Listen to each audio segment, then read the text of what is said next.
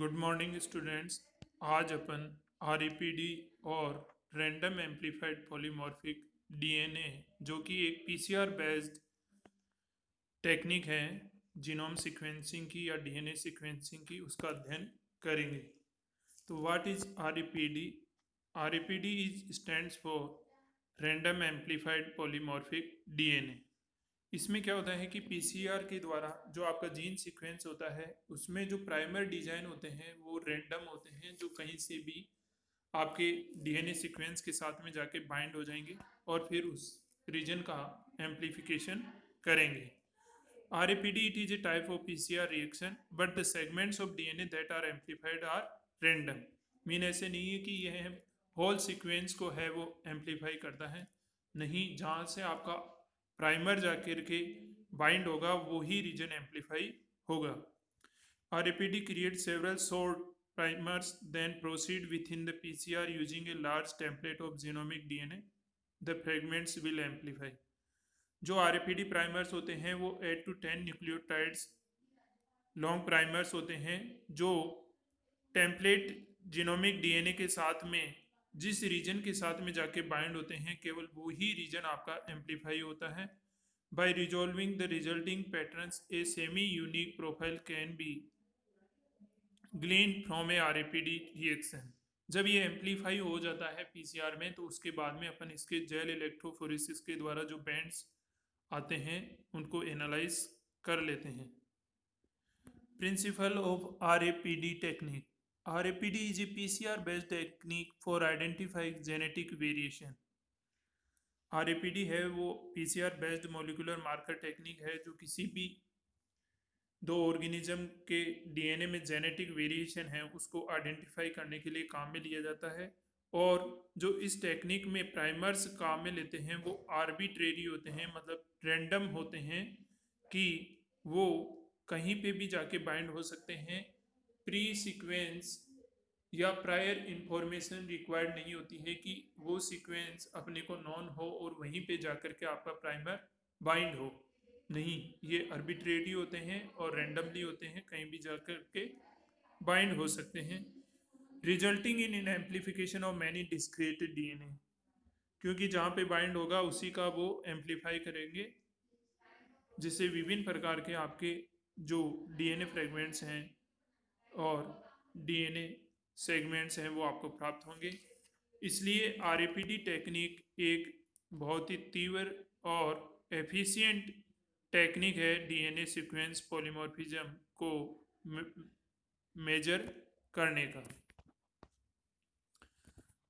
आरईपीडी technique है उसको सबसे पहले 1990 में विलियम्स एट अल नाम के साइंटिस्टों ने इसको डिस्कवर किया था। यह पीसीआर के जैसे ही होती है, लेकिन पीसीआर नॉर्मल पीसीआर में जो आपके प्राइमर्स यूज में लेते हैं उनकी सीक्वेंस अपने को नॉन होती है और वो रैंडम नहीं होते हैं, जबकि जो आपका आरईपीडी टेक्निक होती है उसमें जो प्राइमर्स होते हैं वो रैंडम होते हैं। It is different from conventional PCR as it need one primer for amplification. The size of primer is shorter, therefore less specific. Second thing, जो इसमें प्राइमरों की जो लेंथ होती है वो जो कन्वेंशनल पीसीआर टेक्निक में प्राइमर्स काम में लेते हैं उनसे छोटी होती है, और जो प्राइमर डिजाइन किए जाते हैं वो विदाउट एक्सपेरिमेंट या बिना किसी जेनेटिक इंफॉर्मेशन के बनाए जाते हैं, जिनकी सीक्वेंस अपने को नॉन नहीं होती है। Genomic DNA normally has complementary sequences to RAPD primer at many locations. जो आपका जीनोमिक डीएनए है जिसकी अपन एम्प्लीफिकेशन कर रहे हैं वो उनमें जो अपन आरईपीडी प्राइमर्स बनाते हैं उनके सेम है, वो सिमिलर सीक्वेंस होने की वजह से उनमें कॉम्प्लीमेंट्री बाइंडिंग हो जाती है, जिससे आरईपीडी प्राइमर हैं वो बहुत से जगह पे जाकर के कॉम्प्लीमेंट्री साइड्स पे बाइंड हो जाते हैं, और जहाँ पे जाके बाइंड होगा केवल वो ही रीजन है वो डीएनए का एम्पलीफाई होगा। RAPD technology has provided a quick and efficient screen for DNA sequence polymorphism at a very large number of loci. इसमें जो आरएपीडी टेक्निक पीसीआर बेस्ड होने के कारण यह एक तो बहुत ही क्विक होती है और एफिशिएंट होती है, जो कि आपके डीएनए सीक्वेंस में पॉलीमॉर्फिज्म को इजीली डिटेक्ट कर सकती है, बहुत सारे लंबा जो डीएनए का फ्रेगमेंट है उसको। नॉर्मली ये few loci can be amplified by one single RAPD primer. जो आपके एक सिंगल आरएपीडी प्राइमर है उसके द्वारा जनरली 3 to 20 लोसाई हैं जो जीनोमिक डीएनए में, उनको एम्पलीफाई किया जा सकता है। अब इसका प्रोसीजर क्या है आरएपीडी टेक्निक का। सबसे पहले आरएपीडी टेक्निक में अपन सोर्स डी ऑर्गेनिज्म से डीएनए आइसोलेट करेंगे। क्या करेंगे? जो भी आपका सोर्स ऑर्गेनिज्म है, कि वो आपका प्लांट सेल है या ह्यूमन बीइंग है या कोई बैक्टीरियल सेल है या कोई एनिमल सेल है, उससे first of all we extract the DNA, then use और select of primers. Second step होती है selection of primer. The standard RAPT technology utilizes short synthetic oligonucleotides which of 10 to 12 base pairs long of random sequences as primers to amplify nanogram amounts of total genomic DNA under low annealing temperature by PCR। जो आपके primers होते हैं वो 10 से 12 nucleotide sequence होते हैं और उनकी सीक्वेंस होती है वो रैंडम होती है, और रैंडम होने की वजह से जो एम्पलीफाई होंगे वो भी रैंडमली एम्पलीफाई होंगे, और जो प्राइमर्स की रिक्वायरमेंट होती है वो नैनो स्केल पे मीन नैनोग्राम में रिक्वायर्ड होती है, और आपका जो डीएनए है जीनोमिक डीएनए जिसको कि एम्पलीफाई करना है वो भी नैनोग्राम स्केल में ही रिक्वायर्ड होता है। जब इनका प्राइमर्स का एनिलिंग होती है टेम्पलेट डीएनए के साथ में, तो उस टाइम में इनका एनिलिंग टेम्परेचर है वो लो रखा जाता है। थर्ड स्टेप आती है PCR amplification.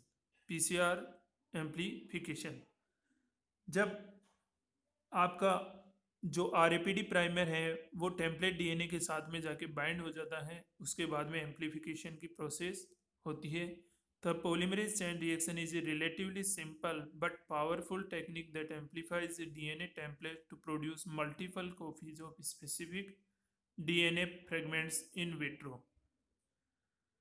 PCR amplification consists of following 3 steps। जैसा कि कन्वेंशनल पीसीआर में मैंने आपको बताया था कि किसी भी पीसीआर में जो एम्पलीफिकेशन प्रोसेस है वो 3 स्टेप में कंप्लीट होती है। डीनेचुरेशन, जिसमें आपका डबल स्टैंडर्ड डीएनए है वो हाई टेम्परेचर पर अराउंड 94 to 95 डिग्री सेल्सियस पे हीट किया जाता है, जिसकी वजह से वो सिंगल स्टैंडर्ड डीएनए में चेंज हो जाता है।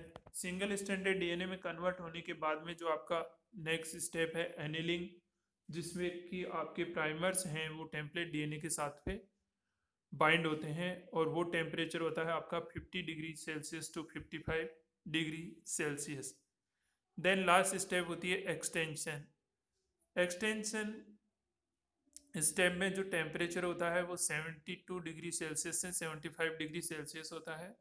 इस टेम्परेचर पे जो आपका टैक पॉलीमरेज एंजाइम है वो अपनी एक्टिविटी है उसकी ऑप्टिमम होती है, और वो एम्पलीफिकेशन है वो तीव्रता से करना स्टार्ट कर देता है।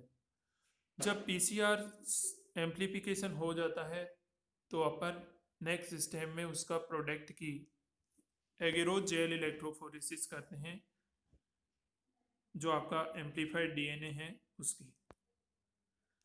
एगेरोजेल इलेक्ट्रोफोरेसिस में वही आपके डीएनए हैं उसको वेल्स में लोड किया जाएगा। लोड करने के बाद में इलेक्ट्रिसिटी अप्लाई करेंगे, और जब डीएनए 3 to 4 पार्ट मीन जो आपका 75% डीएनए है वो डिस्टेंस मूव कर जाएगा, तब आपकी इलेक्ट्रिसिटी है वो ऑफ कर दी जाती है, और फिर डीएनए को आपका ऑटो रेडियोग्राफी के द्वारा उसको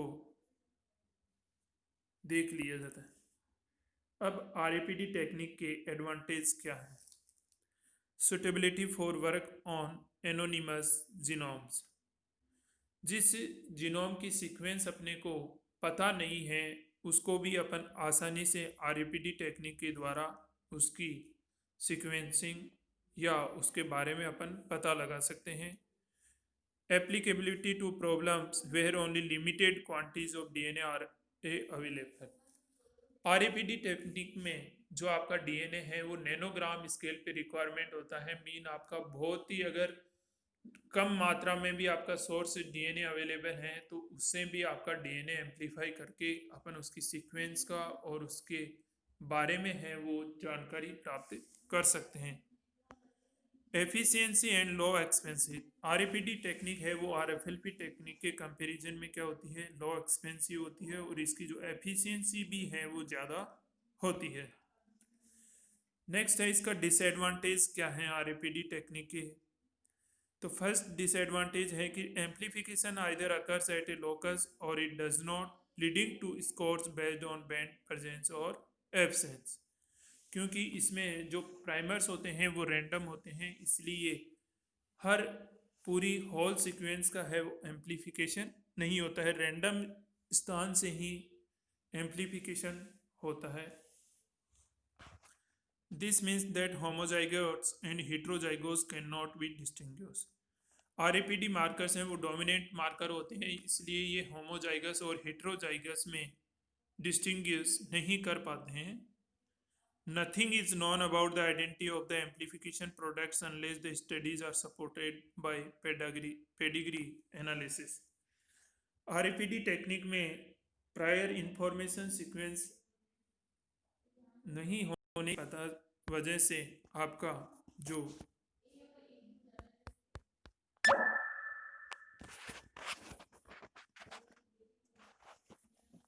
प्रोडक्ट हैं वो उसके बारे में, एम्पलीफाइड प्रोडक्ट के बारे में अपने को अच्छी जानकारी नहीं प्राप्त होती है जब तक कि अपन उसकी पेडिग्री एनालिसिस स्टडी नहीं कर लेते हैं।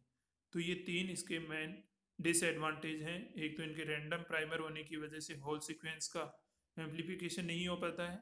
सेकंड, डोमिनेंट मार्कर होने की वजह से होमोजाइगस और हेट्रोजाइगस में ये डिफ्रेंशिएट नहीं कर पाती है। थर्ड, इसमें प्रायर डीएनए सीक्वेंस इंफॉर्मेशन नहीं होने के कारण जो आपका एम्पलीफिकेशन प्रोडक्ट है उसके बारे में भी अपन सही तरह से जानकारी नहीं प्राप्त कर सकते हैं जब तक कि अपन उसकी पेडिग्री एनालिसिस की स्टडी नहीं कर लें। Conclusion, RAPD is probably the easiest and cheapest method for the laboratory just beginning to use molecular marker. RAPD technique है वो बहुत ही इजी और सस्ती तकनीक है मोलिकुलर मार्कर की। Second, RAPD markers have found a wide range of application in gene mapping, population jetting, molecular evolutionary genetics, plant and animal breeding. RAPD technique है उसको अपन जीन मैपिंग में और जो आपका पॉपुलेशन जेनेटिक्स हैं उसमें, थर्ड जो आपके मोलिकुलर इवोल्यूशन है, जो आपका आणविक उद्विकास है उसकी स्टडी करने में भी अपन इसको काम में ले सकते हैं। फोर्थ, इसका प्लांट एंड एनिमल ब्रीडिंग में भी इसको RAPD टेक्निक को अपन यूटिलाइज कर सकते हैं। This is mainly due to the speed, cost and efficiency of the RAPD technique to generate large number of markers in a short period compared with previous method. यह method है वो PCR based method होने के कारण इसमें बहुत ही कम समय में अपन लार्ज अमाउंट है वो डीएनए की ऑब्टेन कर सकते हैं PCR एम्पलीफिकेशन के द्वारा। ये देखिए आपके जो RAPD प्राइमर्स हैं वो टेम्पलेट डीएनए पे जाकर के रैंडमली बाइंड हो जाते हैं। देखिए आप, ऐसे नहीं कि जो एक डीएनए है वो एक RAPD प्राइमर है वो दो अपोजिट डायरेक्शन में अटैच, नहीं, एक पे आपके ज़्यादा अटैच हो रहे हैं तो दूसरे पे कम, इसलिए ये रेंडमली बाइंड होते हैं। जहाँ जहाँ पे ये जाकर के टेम्पलेट डीएनए में बाइंड होंगे उसी सीक्वेंस का या उसी रीजन का आपका एम्पलीफिकेशन होगा। Primer binds to many location on the template DNA only when primer binding sites are closed and oriented in opposite directions so the primers point toward each other will amplify take place। जब आपके primers हैं वो एक दूसरे के पास में होंगे, जैसा कि आपके जो ये राउंड करके दिखाया गया है वहाँ पे, और जो लेफ्ट हैंड साइड में फर्स्ट पोजीशन में है वहाँ पे और जो बीच में है वहाँ पे आपके प्राइमर्स हैं वो एक दूसरे से क्लोज हैं और अपोजिट डायरेक्शन में ओरिएंटेड हैं। केवल इन 3 रीजन्स का ही आपका एम्प्लीफिकेशन होगा, रैंडम होगा एम्प्लीफिकेशन भी। इसमें भी देख लीजिए, आपका जो इधर लेफ्ट हैंड साइड वाला कोर्स में जो स्मॉल राउंड है उसमें आपके प्राइमर्स रैंडम है और इनके साथ में आपका अपोजिट ओरिएंटेशन नहीं है, तो ये वाले पार्ट आपके एम्प्लीफाई नहीं कर पाएंगे। तो ये है आपके RAPD technique, genome sequencing, gene mapping और इनकी स्टडी करने में। Thank you.